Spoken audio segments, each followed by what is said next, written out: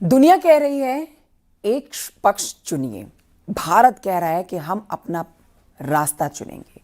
दबाव था, प्रतिबंधों का डर था, सीमा पर तनाव था, आर्थिक चुनौतियां थीं, लेकिन इन सबके बीच में भारत ने खुद को ऐसे देश के रूप में पेश करने की कोशिश की जो किसी खेमे का हिस्सा नहीं रहा, बल्कि अपने हितों का प्रहरी है। रूस से तेल, चीन को जवाब, दुनिया को वैक्सीन और G20 में सहमति का संदेश। आप सभी का स्वागत है हमारी इस खास पेशकश में। आप इस पेशकश में देखेंगे कि इतना नहीं, आतंकवाद के खिलाफ भी सख्त संदेश भारत ने कैसे पूरी दुनिया को दिया है, जिसमें वैश्विक दबावों और बड़ी चुनौतियों के बीच भी भारत ने खुद को एक नए तौर पर स्थापित किया है। साथ ही हर संकट को अवसर में बदलने का प्रयास किया और इसी रणनीति पर काम किया। देखिए ये खास रिपोर्ट।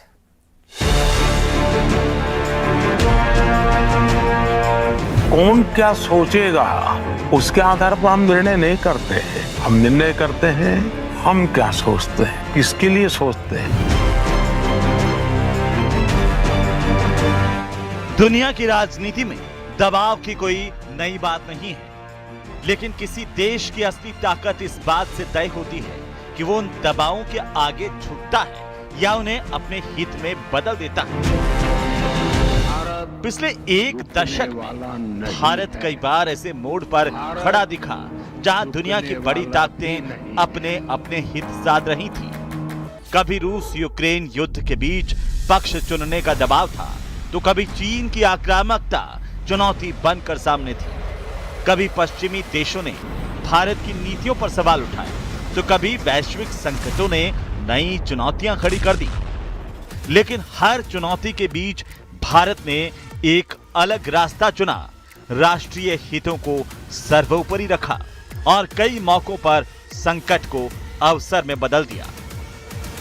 रूस यूक्रेन युद्ध में सस्ते तेल के जरिए ऊर्जा सुरक्षा मजबूत की, कोरोना संकट में दुनिया को वैक्सीन देकर अपनी वैश्विक साख बढ़ाई, G20 की अध्यक्षता के जरिए वैश्विक दक्षिण की आवाज को दुनिया के केंद्र में पहुंचाया और चीन की चुनौती के बीच खुद को एक मजबूत आर्थिक और रणनीतिक शक्ति के रूप में स्थापित करने की कोशिश की। यानी वैश्विक फलक पर दबाव भी थे, परीक्षाएं भी थीं, लेकिन भारत ने उन्हें सिर्फ चुनौती नहीं माना, बल्कि अवसर में बदलने की रणनीति पर काम किया। और इसकी सबसे बड़ी मिसाल बना रूस यूक्रेन युद्ध। जब पूरी दुनिया दो खेमों में बटी थी, लेकिन भारत ने अपने लिए तीसरा रास्ता चुना। 24 फरवरी 2022 रूस ने यूक्रेन पर सैन्य कार्रवाई शुरू की। इसके साथ ही पूरी दुनिया दो धड़ों में बंट गई। अमेरिका और यूरोपीय देशों ने रूस पर कड़े आर्थिक प्रतिबंध लगाए और अंतर्राष्ट्रीय मंचों पर उसे अलग थलग करने की मुहिम शुरू की। इसी दौरान भारत पर भी रूस के खिलाफ खुलकर खड़े होने का कूटनीतिक दबाव बढ़ा। संयुक्त राष्ट्र सुरक्षा परिषद और महासभा में रूस के खिलाफ कई प्रस्ताव लाए गए, लेकिन भारत ने अधिकांश महत्वपूर्ण प्रस्तावों पर मतदान से दूरी बनाई। भारत ने न तो रूस का खुला समर्थन किया और न ही उसकी खुली निंदा की। नई दिल्ली लगातार संवाद और कूटनीति के जरिए समाधान की बात करती रही। युद्ध शुरू होने से पहले भारत के कुल कच्चे तेल आयात में रूस की हिस्सेदारी बेहद कम थी, लेकिन पश्चिमी देशों के प्रतिबंधों के बाद रूस ने रियायती दरों पर तेल बेचना शुरू किया। भारत ने अपने ऊर्जा हितों को प्राथमिकता देते हुए रूसी तेल खरीद बढ़ा दी। देखते ही देखते रूस भारत का सबसे बड़ा तेल आपूर्तिकर्ता बन गया। इस फैसले को लेकर अमेरिका और यूरोप के कई नेताओं ने सवाल उठाए। हालांकि भारत ने यह साफ कर दिया कि 140 करोड़ लोगों की ऊर्जा सुरक्षा उसके लिए सर्वोच्च प्राथमिकता है। विदेश मंत्री एस जयशंकर ने कई अंतर्राष्ट्रीय मंचों पर कहा कि यूरोप खुद भी रूस से ऊर्जा खरीद रहा है और भारत अपने राष्ट्रीय हितों के आधार पर फैसले लेगा। जयशंकर के ये बयान वैश्विक मीडिया में भी सुर्खियां बनी। युद्ध के दौरान भारत के सामने एक और बड़ी चुनौती थी। रूस दशकों से भारत का प्रमुख रक्षा साझेदार रहा है। भारतीय सेना के कई महत्वपूर्ण हथियार और रक्षा प्रणालियां रूस से जुड़ी हुई हैं। ऐसे में रूस से दूरी बनाना भारत की सुरक्षा जरूरतों पर भी असर डाल सकता था। यही वजह रही कि भारत ने संतुलित नीति अपनाई। प्रधानमंत्री नरेंद्र मोदी ने युद्ध के दौरान कई बार रूस के राष्ट्रपति पुतिन और यूक्रेन के राष्ट्रपति जेलेंस्की से बातचीत की। सितंबर 2022 में समरकंद में पुतिन से मुलाकात के दौरान पीएम मोदी ने कहा था, आज का युग युद्ध का नहीं है। रूस यूक्रेन युद्ध के दौरान भारत की नीति को विदेश मामलों के जानकारों ने रणनीतिक स्वायत्तता का उदाहरण बताया, जहां भारत ने किसी एक गुट का हिस्सा बनने के बजाय अपने राष्ट्रीय, आर्थिक और सुरक्षा हितों को प्राथमिकता दी। यानी दबाव था वैश्विक शक्तियों का, लेकिन फैसला भारत ने अपने हितों के हिसाब से लिया। रूस यूक्रेन युद्ध शुरू होने के बाद संयुक्त राष्ट्र में रूस के खिलाफ कई प्रस्ताव लाए गए। दुनिया की निगाहें भारत पर थीं, क्योंकि एक तरफ अमेरिका और यूरोपीय देशों का दबाव था, तो दूसरी तरफ रूस भारत का पुराना रणनीतिक साझेदार था। ऐसे माहौल में भारत ने एक अलग रास्ता चुना। भारत ने संयुक्त राष्ट्र सुरक्षा परिषद, महासभा और मानवाधिकार परिषद में रूस से जुड़े कई महत्वपूर्ण प्रस्तावों पर मतदान से दूरी बनाई। यानी भारत ने ना तो रूस के पक्ष में वोट दिया और ना ही उसके खिलाफ। फरवरी 2022 में संयुक्त राष्ट्र सुरक्षा परिषद में रूस की निंदा से जुड़े प्रस्ताव पर भारत ने मतदान में हिस्सा नहीं लिया। इसके बाद मार्च 2022 में संयुक्त राष्ट्र महासभा में रूस से यूक्रेन से सेना हटाने की मांग वाले प्रस्ताव पर भी भारत ने मतदान से दूरी बनाई। अक्टूबर 2022 में यूक्रेन के 4 क्षेत्रों को रूस में शामिल करने के फैसले के खिलाफ लाए गए प्रस्ताव पर भी भारत ने यही रुख अपनाया। भारत का तर्क था कि मौजूदा संकट का समाधान युद्ध के मैदान में नहीं, बल्कि बातचीत और कूटनीति के जरिए निकल सकता है। नई दिल्ली लगातार दोनों पक्षों से संवाद और शांति की अपील करती रही। विदेश मंत्रालय ने कई बार कहा कि भारत का पक्ष स्पष्ट है, संप्रभुता और क्षेत्रीय अखंडता का सम्मान होना चाहिए, लेकिन संवाद का रास्ता बंद नहीं होना चाहिए। रूस यूक्रेन युद्ध शुरू होते ही भारत के सामने दोहरी चुनौती थी। एक तरफ वैश्विक कूटनीतिक दबाव था, तो दूसरी तरफ यूक्रेन में फंसे हजारों भारतीयों की सुरक्षा का सवाल। युद्ध शुरू होने के बाद हालात तेजी से बिगड़ने लगे। यूक्रेन का हवाई क्षेत्र बंद हो गया, बमबारी तेज हो गई और करीब 20,000 भारतीय नागरिक, जिनमें अधिकांश छात्र थे, युद्ध के बीच फंस गए। ऐसे समय में प्रधानमंत्री नरेंद्र मोदी के नेतृत्व में भारत सरकार ने तेजी से फैसले किए। सिर्फ 2 दिन के भीतर 26 फरवरी को ऑपरेशन गंगा शुरू कर दिया गया। लक्ष्य साफ था, युद्ध क्षेत्र में फंसे हर भारतीय को सुरक्षित घर वापस लाना। पीएम मोदी ने लगातार उच्च स्तरीय बैठकों के जरिए अभियान की निगरानी की। विदेश मंत्रालय, नागरिक उड्डयन मंत्रालय, भारतीय वायुसेना और भारतीय दूतावासों को एक साथ मिशन मोड में लगाया गया। यूक्रेन की सीमाओं से लगे पोलैंड, रोमानिया, हंगरी और स्लोवाकिया में विशेष सहायता केंद्र बनाए गए। संकट की गंभीरता को देखते हुए प्रधानमंत्री ने अपने 4 केंद्रीय मंत्रियों को सीधे पड़ोसी देशों में भेजा, ताकि अभियान की निगरानी मौके पर ही हो सके। यह फैसला बताता है कि सरकार ने इस अभियान को कितनी प्राथमिकता दी। युद्ध के दौरान प्रधानमंत्री मोदी ने रूस के राष्ट्रपति व्लादिमीर पुतिन और यूक्रेन के नेतृत्व से भी बातचीत की। कई रिपोर्टों के अनुसार भारतीय छात्रों की निकासी के लिए युद्ध प्रभावित क्षेत्रों में सुरक्षित मार्ग सुनिश्चित करने के प्रयास भी किए गए। खासकर खार्किव और सूमी जैसे इलाकों में फंसे छात्रों को निकालने के लिए लगातार कूटनीतिक संपर्क बनाए गए। भारतीय वायुसेना के C-17 ग्लोब मास्टर विमान भी मिशन में उतारे गए और कुछ ही दिनों में 18,000 से ज्यादा भारतीयों को सुरक्षित स्वदेश लाया गया। ऑपरेशन गंगा सिर्फ एक रेस्क्यू मिशन नहीं था, बल्कि युद्ध के बीच त्वरित फैसले, कूटनीतिक सक्रियता और राजनीतिक नेतृत्व की परीक्षा भी थी, जिसमें पीएम मोदी के नेतृत्व में भारत ने यह संदेश दिया कि दुनिया के किसी भी कोने में संकट आए तो अपने नागरिकों को सुरक्षित वापस लाना सरकार की सर्वोच्च प्राथमिकता है। ऑपरेशन गंगा चलाकर हम हजारों बच्चों को यूक्रेन से सुरक्षित ला चुके हैं। मोदी सरकार के दौर में भारत की विदेश और रक्षा नीति की सबसे बड़ी परीक्षाओं में से एक थी रूस से अत्याधुनिक S-400 एयर डिफेंस सिस्टम खरीदने का फैसला। एक ऐसा फैसला जिसने भारत को अमेरिका के साथ संभावित टकराव की स्थिति में ला खड़ा किया। अक्टूबर 2018 में भारत और रूस के बीच करीब 5.4 अरब डॉलर की लागत से 5 S-400 एयर डिफेंस सिस्टम खरीदने का समझौता हुआ। S-400 को दुनिया की सबसे उन्नत वायु रक्षा प्रणालियों में गिना जाता है, जो दुश्मन के लड़ाकू विमानों, ड्रोन और मिसाइलों को सैकड़ों किलोमीटर दूर से ट्रैक और नष्ट करने की क्षमता रखता है। लेकिन इस सौदे के साथ एक बड़ा कूटनीतिक जोखिम भी जुड़ा था।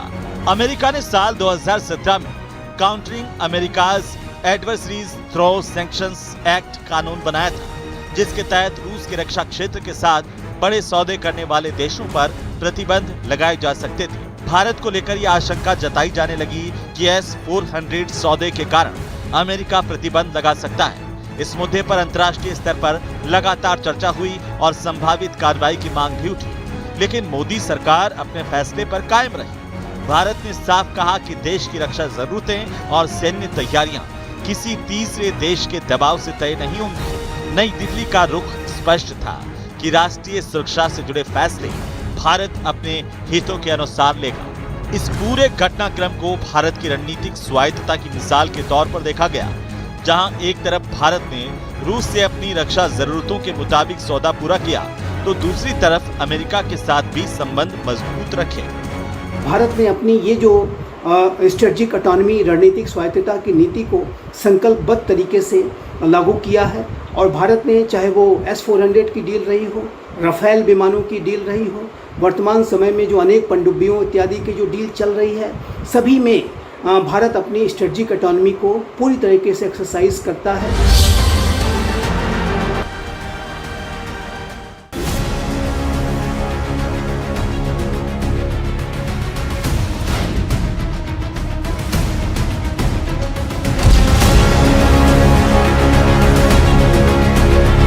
जून 2020 पूर्वी लद्दाख की गलवान घाटी में भारत और चीन के सैनिक आमने सामने थे। 15 जून की रात हुई हिंसक झड़प में भारत के जवान शहीद हो गए।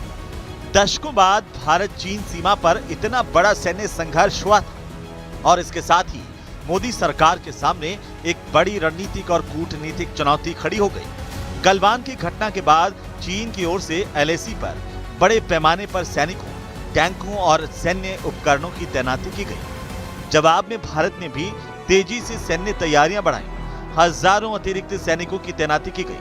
वायुसेना को हाई अलर्ट पर रखा गया और लद्दाख सेक्टर में सैन्य संसाधनों को मजबूत किया गया। संकट के बीच प्रधानमंत्री नरेंद्र मोदी ने 19 जून 2020 को एक सर्वदलीय बैठक बुलाई और सीमा की स्थिति पर चर्चा की।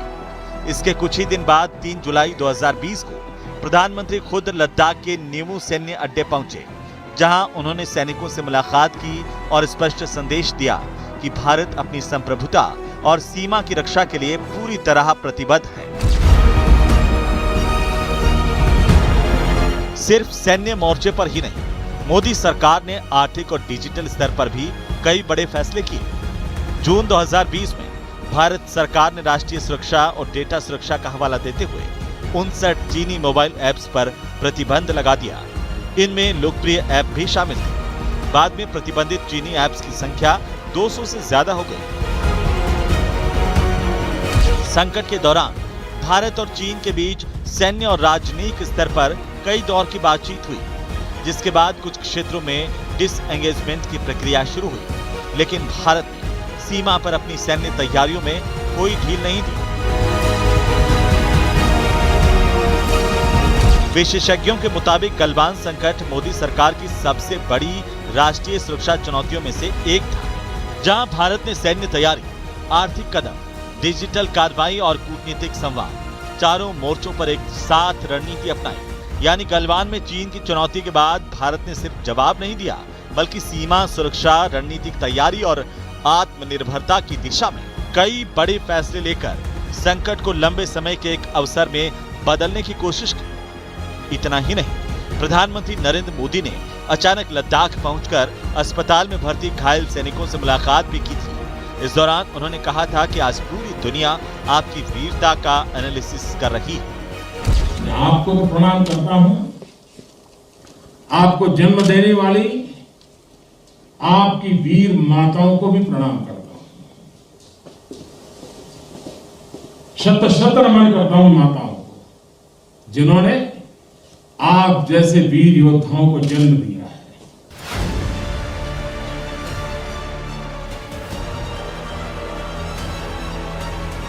साल 2020 दुनिया एक ऐसे संकट से जूझ रही थी जिसकी किसी ने कल्पना भी नहीं की थी।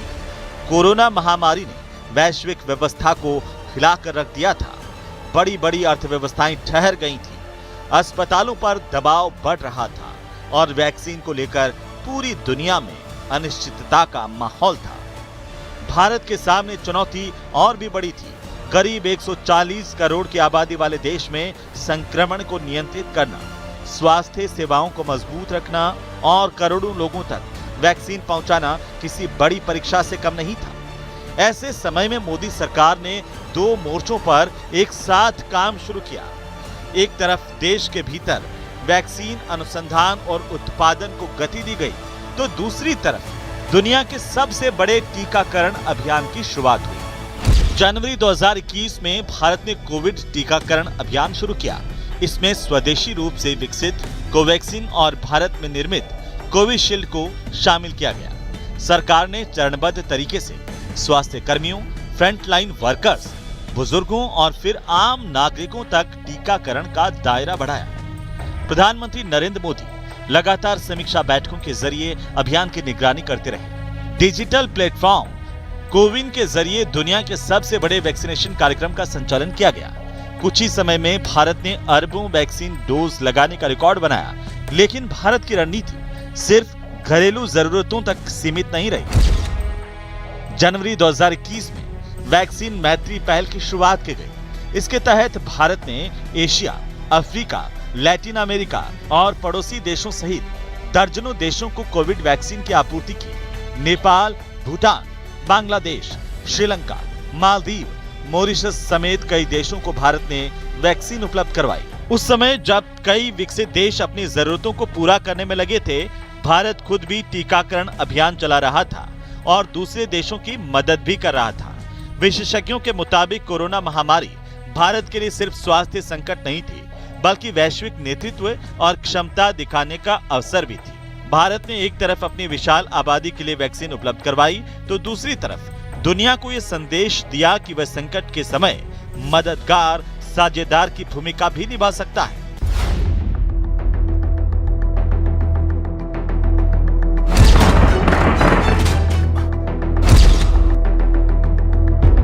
साल 2023 भारत पहली बार दुनिया की सबसे प्रभावशाली आर्थिक और राजनीतिक संस्थाओं में से एक G20 की अध्यक्षता कर रहा था। लेकिन ये जिम्मेदारी ऐसे समय में आई थी जब रूस यूक्रेन युद्ध को लेकर दुनिया 2 हिस्सों में बंटी हुई थी। एक तरफ अमेरिका और पश्चिमी देश रूस की आलोचना पर अड़े थे, तो दूसरी तरफ रूस और उसके सहयोगी देश अलग रुख अपना रहे थे। स्थिति ऐसी थी कि G20 के कई मंत्री स्तरीय सम्मेलनों में साझा घोषणा पत्र तक जारी नहीं हो पा रहा था। ऐसे में सबसे बड़ा सवाल यही था कि क्या नई दिल्ली में होने वाले G20 शिखर सम्मेलन में सभी देशों की सहमति से कोई संयुक्त घोषणा पत्र तैयार हो पाएगा। यहीं से भारत के सामने सबसे बड़ी कूटनीतिक चुनौती शुरू हुई। प्रधानमंत्री नरेंद्र मोदी के नेतृत्व में भारत ने टकराव की राजनीति से अलग संवाद और सहमति का रास्ता अपनाया।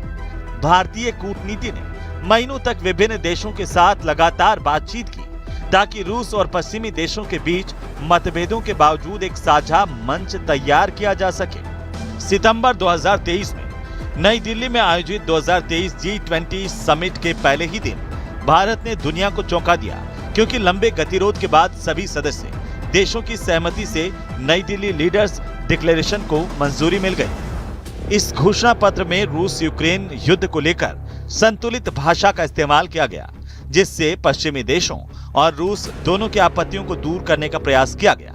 यही वजह रही कि इसे भारत की बड़ी कूटनीतिक सफलता माना गया। लेकिन G20 की भारतीय अध्यक्षता सिर्फ रूस यूक्रेन विवाद तक सीमित नहीं रही, प्रधानमंत्री मोदी ने लगातार one earth, one family, one future का संदेश दिया और विकासशील देशों की चिंताओं को वैश्विक एजेंडे के केंद्र में लाने की कोशिश की।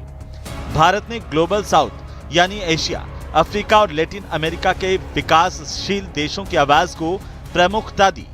जनवरी 2023 में आयोजित voice of global south summit के जरिए भारत ने 100 से ज्यादा देशों के विचारों को G20 एजेंडे से जोड़ने का प्रयास किया।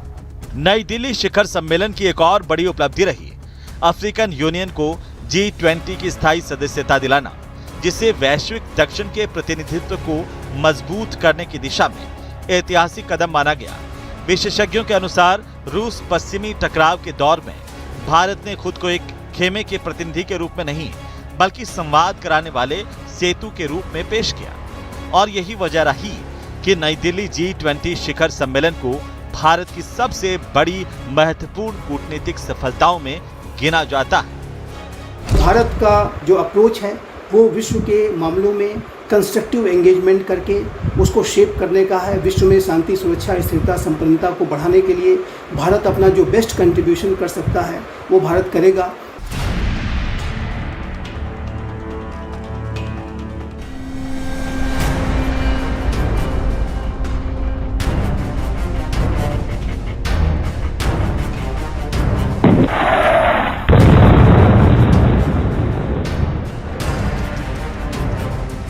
अप्रैल 2025 में जम्मू कश्मीर के पहलगाम में हुए आतंकी हमले के बाद भारत और पाकिस्तान के बीच तनाव तेजी से बढ़ गया।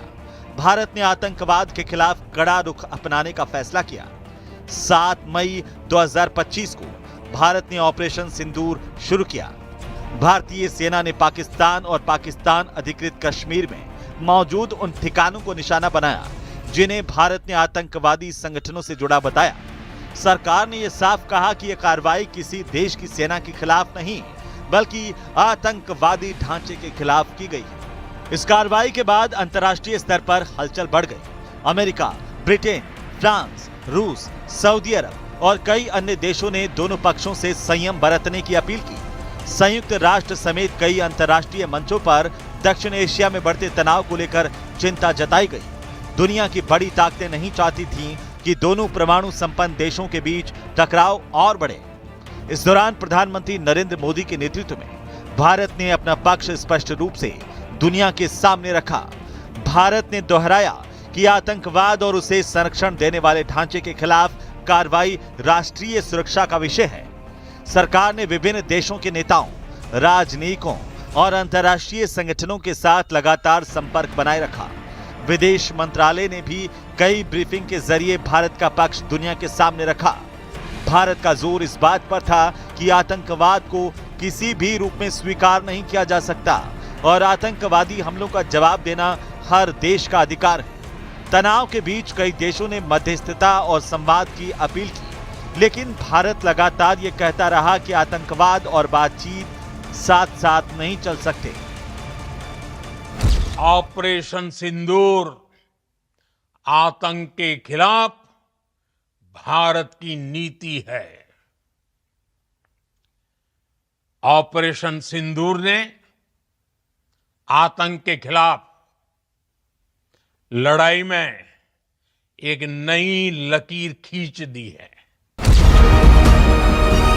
सियासी जानकार ये कहते हैं कि ऑपरेशन सिंदूर के बाद पैदा हुए वैश्विक दबाव को भारत ने कूटनीतिक अवसर में बदलने की कोशिश की। नई दिल्ली ने अंतर्राष्ट्रीय मंचों पर आतंकवाद के मुद्दे को प्रमुखता से उठाया और ये संदेश देने का प्रयास किया कि सीमा पार आतंकवाद सिर्फ भारत की नहीं बल्कि वैश्विक सुरक्षा की चुनौती है। यानी ऑपरेशन सिंदूर के बाद जब दुनिया तनाव कम कराने में जुटी थी, तब भारत ने इस मौके का इस्तेमाल अपनी आतंकवाद विरोधी नीति को अंतर्राष्ट्रीय स्तर पर मजबूती से रखने और वैश्विक समर्थन जुटाने के लिए किया।